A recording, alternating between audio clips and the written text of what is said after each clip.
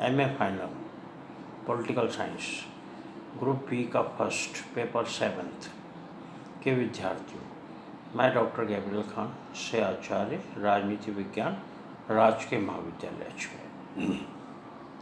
हमारा जो विषय चल रहा था वो था अंतर्राष्ट्रीय कानून, इंटरनेशनल लॉ, अंतर्राष्ट्रीय कानून, इंटरनेशनल लॉ। हम इसमें जो विषय कर रहे थे वो था, क्या अंतर्राष्ट्रीय कानून वास्तव में कानून है? क्या अंतर्राष्ट्रीय कानून वास्तव में कानून है? Whether international law is a true law, whether international law is a true law, अथवा और अंतर्राष्ट्रीय कानून न्याय शास्त्र का लोप बिंदु है। अंतर्राष्ट्रीय कानून न्याय शास्त्र का लोप बिंदु है। International law is a vanishing point of jurisprudence, is a vanishing point of jurisprudence. इसमें हमने अंतर्राष्ट्रीय कानून को कानून ना मानने वाले विद्वानों के विचारों को देखा था। विपक्ष में जिन्होंने बात कही अंतर्राष्ट्रीय कानून कानून नहीं है, इसके अंतर्राष्ट्रीय कानून को कानून ना मानने वाले विद्वान जिनके विचार विपक्ष में आए, अंतर्राष्ट्रीय कानून के विपक्ष में जो विचार आए कि अंतर्राष्ट्रीय कानून कानून नहीं हो सकता है, वो हमने कर लिए थे। अब अंतर्राष्ट्रीय कानून कानून क्यों नहीं हो सकता है? क्यों नहीं हो सकता? इसमें 5 प्रकार के तर्क दिए गए थे, 5 प्रकार के बिंदु थे, जिसमें हमने 3 प्रकार कर लिए थे कारणों के। क्या कारण है कि अंतर्राष्ट्रीय कानून को कानून नहीं माना जा सकता? इसमें हमने 3 कारण कर लिए थे। 3 कारण कौन कौन सा था? पहला था बाध्यकारी शक्ति का अभाव, बाध्यकारी शक्ति का अभाव। दूसरा था कानून संप्रभु के आदेश होते हैं, कानून संप्रभु के आदेश होते हैं। और तीसरा था व्याख्या करने वाली संस्था का अभाव, जो संस्था व्याख्या करती है उसका ही अभाव, व्याख्या करने वाली संस्था का अभाव। आज हम करेंगे इसका चौथा और 5वां बिंदु, कारणों का चौथा और 5वां बिंदु। चौथा बिंदु क्या है? अंतर्राष्ट्रीय कार्यपालिका का अभाव, अंतर्राष्ट्रीय कार्यपालिका का अभाव। सबसे पहले कार्यपालिका का कार्य क्या होता है? कार्यपालिका किस प्रकार का कार्य करती है? कानूनों को क्रियान्वित करने का काम कार्यपालिका का है। व्यवस्थापिका का काम क्या है? सरकार के 3 अंग, व्यवस्थापिका, कार्यपालिका और न्यायपालिका। ये इस पॉइंट में नहीं है, मैं आपको वैसे समझा रहा हूँ। सरकार के 3 अंग, व्यवस्थापिका, कार्यपालिका और न्यायपालिका। व्यवस्थापिका काम है कानूनों का निर्माण करना, कार्यपालिका काम है कानूनों का क्रियान्वित करना, कानूनों को क्रियान्वित करना, और न्यायपालिका काम है कानूनों की व्याख्या करना, कानूनों की व्याख्या करना। तो यह हम कार्यपालिका की बात कर रहे हैं। अंतर्राष्ट्रीय कार्यपालिका का अभाव, अंतर्राष्ट्रीय कार्यपालिका का अभाव। कानूनों का कार्यान्वित करने का काम कार्यपालिका का है, कानूनों को जो कार्यान्वित करती है वह कार्यपालिका है। कानूनों को कार्यान्वित करने का काम किसका है? कार्यपालिका का है। सभी राज्यों में, जितने भी राज्य हैं, ये देखने को मिलता है कि व्यवस्थापिका के द्वारा निर्मित कानूनों का समुचित पालन हो रहा है अथवा नहीं, यह कार्यपालिका का ही काम है। सभी राज्यों में प्राय यह देखने को मिलता है कि व्यवस्थापिका ने जो कानूनों का निर्माण किया है, व्यवस्थापिका द्वारा निर्मित कानून, व्यवस्थापिका ने जो कानूनों का निर्माण किया है उसका सही प्रकार से क्रियान्वित या पालन हो रहा है कि नहीं, समुचित पालन हो रहा है कि नहीं, यह कार्यपालिका का काम है। सबसे प्रमुख काम यही है कि व्यवस्थापिका ने जो कानूनों का निर्माण किया है उसका सही प्रकार से समुचित पालन हो रहा है कि नहीं, यह कार्यपालिका का काम है। अंतर्राष्ट्रीय क्षेत्र में अंतर्राष्ट्रीय कानून को लागू करने के लिए कोई कार्यपालिका निकाय नहीं है। अंतर्राष्ट्रीय क्षेत्र में अंतर्राष्ट्रीय कानून को लागू करने के लिए कोई कार्यपालिका निकाय नहीं है। कोई भी कार्यपालिका निकाय नहीं है, कार्यपालिका है ही नहीं जो अंतर्राष्ट्रीय कानून को क्रियान्वित करे। ऐसी स्थिति में अंतर्राष्ट्रीय कानून को केवल आदर्श इच्छा मात्र बनकर ही रह जाते हैं। ऐसी स्थिति में, कैसी स्थिति?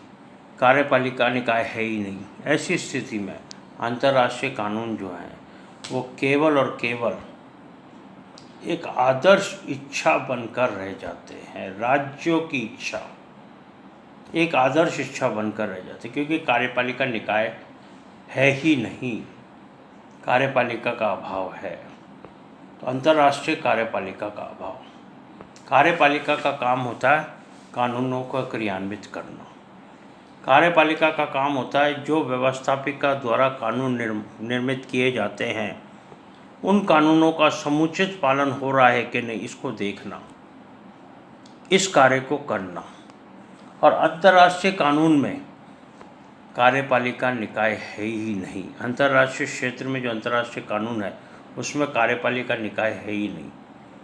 ऐसी स्थिति में अंतर्राष्ट्रीय कानून केवल आदर्श इच्छा बनकर रह जाते हैं, केवल एक आदर्श इच्छा है अंतर्राष्ट्रीय कानून और कुछ नहीं। ये था चौथा पॉइंट। पांचवा पॉइंट आता है संहिता का अभाव। संहिता का अभाव, कानूनों की अस्तित्व, कानूनों के अस्तित्व की बाध्यता संहिता के द्वारा होती है। कानूनों का जो अस्तित्व है उसकी बाध्यता, फाउंडेशन किसके द्वारा होती है? संहिताओं के द्वारा होती है, संहिता के द्वारा होती है, संहिताओं के द्वारा होती है। अंतर्राष्ट्रीय कानून अधिकांशतः है, अंतर्राष्ट्रीय कानून जो है वो अधिकांशतः है प्रथाओं पर आधारित है। अंतर्राष्ट्रीय कानून अधिकांशतः प्रथाओं पर आधारित है। प्रथाएं जो चली आ रही हैं पहले से, आरंभ से जो प्रथाएं चली आ रही हैं उन पर ही आधारित है और अस्पष्ट तथा अनिश्चित है, ना तो स्पष्ट है ना निश्चित है। अस्पष्ट है और अनिश्चित है, ना तो स्पष्टता है इसमें और ना निश्चितता है इसमें, अस्पष्ट और निश्चित है। ऐसे अनिश्चित कानून, ऐसे जो अनिश्चित कानून है कि को कानून कहना अति रंजनपूर्ण तथा बेहुदा है। ऐसे कानूनों को कानून कहना अति रंजनपूर्ण और बेहुदा है, इनको कानून कहा ही नहीं जा सकता, क्योंकि ये प्रथाओं पर आधारित है, ये कानून नहीं है। केवल प्रथाओं पर आधारित है क्योंकि इनमें संहिताओं का अभाव है। कानूनों का अस्तित्व की बाध्यता संहिताओं द्वारा होती है। कानूनों के अस्तित्व की बाध्यता किसके द्वारा होती है? संहिताओं के द्वारा। और अंतर्राष्ट्रीय कानून तो केवल प्रथाओं पर आधारित है, केवल प्रथा है, प्रथाओं पर आधारित है। ऐसे अनिश्चित कानून को कानून कहना अति रंजनपूर्ण और बेहुदा है, क्योंकि अंतर्राष्ट्रीय कानून केवल प्रथाओं पर आधारित है। अंतर्राष्ट्रीय कानून जो है केवल प्रथाओं पर आधारित है। अंतर्राष्ट्रीय कानून नैतिक मूल्यों पर आधारित है। अंतर्राष्ट्रीय कानून मॉरल वैल्यूज़ पर आधारित है। अंतर्राष्ट्रीय कानून राज्यों की सदिच्छा पर आधारित है, राज्यों की सदिच्छा उस पर आधारित है। तो अंतर्राष्ट्रीय कानून में संहिताओं का अभाव पाया जाता है, ये केवल प्रथाओं पर आधारित है। ये था पांचवा पॉइंट। इसलिए अंतर्राष्ट्रीय कानून को कानून नहीं माना जा सकता, क्योंकि कानूनों के अस्तित्व की बाध्यता केवल संहिताओं द्वारा ही होती है। संहिता होती है जो कानून के अस्तित्व की बाध्यता करती है, और अंतर्राष्ट्रीय कानून तो केवल प्रथाओं पर आधारित है। जब ये प्रथाओं पर आधारित है तो अति रंजनपूर्ण और बेहुदा है, क्योंकि अंतर्राष्ट्रीय कानून केवल प्रथाओं पर आधारित है। ये था पांचवा पॉइंट। अब आता मूल्यांकन। कोई भी विषय होता है उसका मूल्यांकन ज़रूरी है, मूल्यांकन आवश्यक है। मूल्यांकन में क्या आता है? सब पूरा का पूरा निचोड़ आ जाता है। जितना भी हमने अभी तक किया उसका निचोड़ आता है मूल्यांकन में। मूल्यांकन उपरोक्त तर्कों के कारण ही जितने भी तर्क दिए गए, विपक्ष में जितने भी तर्क आए, उसके बाद ये जो 5 कारण आए, उपरोक्त तर्कों के कारण ही कुछ विधि शास्त्री अंतर्राष्ट्रीय कानून को कानून की कोठी में नहीं रखते हैं। कुछ विधि शास्त्री अंतर्राष्ट्रीय कानून को कानून की कोटि में नहीं रखते, वो मानते ही नहीं है कि अंतर्राष्ट्रीय कानून कानून है। जितने भी तर्क आए विपक्ष में, और ये 5 कारण विश्लेषण निकला इन 5 कारणों में, तो जो तर्क दिए गए विद्वानों के द्वारा, चाहे वो ऑस्टिन हो चाहे वो हॉब्स हो, विद्वानों के जो तर्क दिए गए, चाहे जवाहरलाल नेहरू हो, विद्वानों के द्वारा जो तर्क दिए गए, उसका जो निचोड़, जो विश्लेषण आया, वो 5 बिंदुओं में आया। 5 बिंदु कौन कौन से थे? बाध्यता का अभाव, कानून संप्रभु के आदेश होते हैं, व्याख्या करने वाली संस्था का अभाव, अंतर्राष्ट्रीय कार्यपालिका का अभाव और संहिता का अभाव। ये 5 पॉइंट। इन 5 बिंदुओं के आधार पर ये कहा जा सकता है, विधि शास्त्री जो कहते हैं वो कहते हैं कि अंतर्राष्ट्रीय कानून को कानून की कोठी में रखा ही नहीं जा सकता। अंतर्राष्ट्रीय कानून कानून है ही नहीं। यह अंतर्राष्ट्रीय कानून को केवल नम्रतावश, अंतर्राष्ट्रीय कानून जो है वो केवल नम्रतावश मतलब इंग्लिश में लॉ बाय कर्टसी, केवल नम्रता पर आधारित है। नम्रतावश, लॉ बाय कर्टसी पर आधारित है। कानून की संज्ञा प्रदान करते हैं। अंतर्राष्ट्रीय कानून की संज्ञा क्या, अंतर्राष्ट्रीय कानून को क्या संज्ञा दी विधि शास्त्रियों ने अंतर्राष्ट्रीय कानून को संज्ञा दी लॉ ऑफ कर्टसी, नम्रतावश। ये नम्रतावश चलता है, लॉ ऑफ कर्टसी के द्वारा चलता है, इसकी संज्ञा दी है। इनके अनुसार, ये जो विद्वान है, ये जो विधि शास्त्री हैं, इनके अनुसार अंतर्राष्ट्रीय कानून को कानून के स्थान पर, अंतर्राष्ट्रीय कानून को कानून नहीं कहा जा सकता, उसके स्थान पर शुद्ध नैतिकता, पॉजिटिव मॉरलिटी कहना उचित होगा। मूल्यांकन में क्या आया? मूल्यांकन में आया कि अंतर्राष्ट्रीय कानून, जितने भी तर्क दिए गए विधि शास्त्रियों द्वारा, चाहे वो ऑस्टिन हो, हॉब्स हो, जवाहरलाल नेहरू हो, जितने भी तर्क दिए गए विधि शास्त्रियों द्वारा, उन्होंने क्या कहा? उन्होंने कहा अंतर्राष्ट्रीय कानून कानून है ही नहीं। अंतर्राष्ट्रीय कानून को कानून माना ही नहीं जा सकता। ये तो केवल नम्रतावश लॉ ऑफ कर्टसी है, नम्रतावश, नम्रता पर आधारित है, कर्टसी पर आधारित है।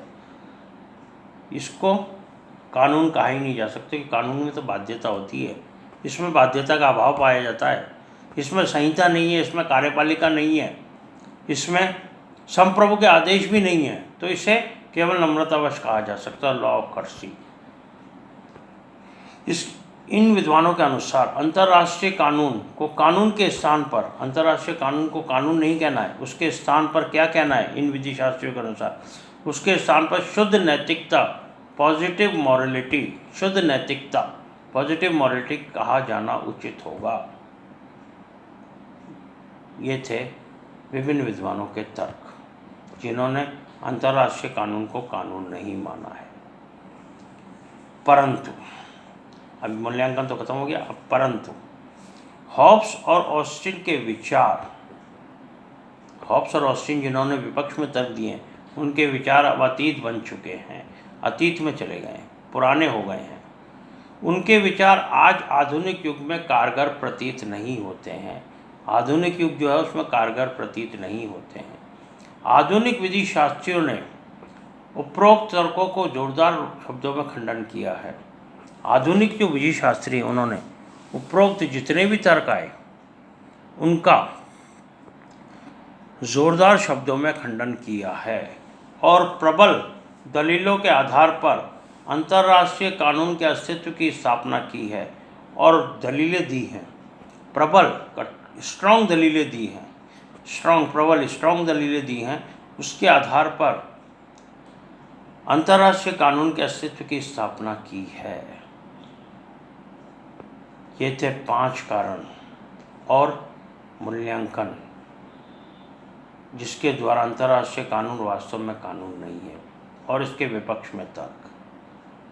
आगे की कक्षा में हम करेंगे अंतर्राष्ट्रीय कानून के पक्ष में दिए गए तर्क। अंतर्राष्ट्रीय कानून वास्तव में कानून है। अभी मैंने आपको बताया आधुनिक विधि शास्त्रियों ने कहा अंतर्राष्ट्रीय कानून, दलीलें दी हैं, विपक्ष में जो तर्क है उनके खिलाफ दलीलें दी हैं कि अंतर्राष्ट्रीय कानून वास्तव में कानून है। अगली कक्षा में करेंगे अंतर्राष्ट्रीय कानून वास्तव में कानून है।